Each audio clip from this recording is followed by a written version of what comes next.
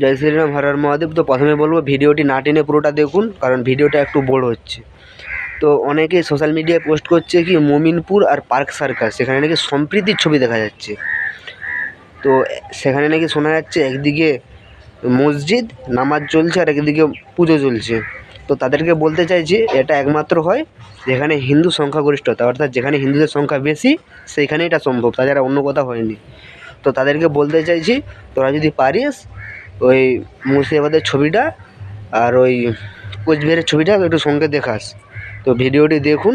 রাম রাম। শুভেন্দু অধিকারী মারাত্মক একটা অভিযোগ করেছেন। তিনি একটি ভিডিও পোস্ট করেছেন, তার পাশে তিনি লিখেছেন ভিডিওটা বাংলাদেশের ঝিনাইদহের নয়, ভিডিওটা কোচবিহারের পুন্ডিবাড়ির, সেই পুন্ডিবাড়ির রাজার বাজার এলাকায়, পুন্ডিবাড়ি বাজার এলাকায় এক মন্দিরের ছবি লিখছেন শুভেন্দু অধিকারী। পাশে ছবিও দিয়েছেন, একটা ভিডিও দিয়েছেন। আমাকে ক্ষমা করবেন, আমাকে মার্জনা করে দিন, আমি সেই ভিডিও চালাতে পারছি না, কারণ আমি সেই ছবি নিজে দেখতে পারিনি পর্যন্ত। উনি লিখছেন যে গত পরশু সেখানে মূর্তির ওপর আঘাত করা হয়, ভাঙচুর করা হয়, এবং গতকাল সেখানে সনাতনীরা প্রতিবাদও করেছে, এবং এই প্রতিবাদ করার পরে পুলিশ অ্যারেস্টও করেছে।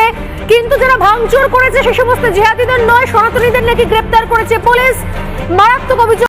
মুর্শিদাবাদের ফারাক্কাতে আর দুর্গাপুজোর প্যান্ডেলে আজানের সময় সারণী ঝুলিয়ে দেওয়া হয়েছে, মানে টাইম টেবিল, যে সমস্ত সময় আর নামাজ হবে সেই নামাজের টাইমে আর ঢাক ঢোল কাঁসর এই সমস্ত বাজানো যাবে না, তার সময় সারণী প্যান্ডেলে ঝুলিয়ে দেওয়া হয়েছে।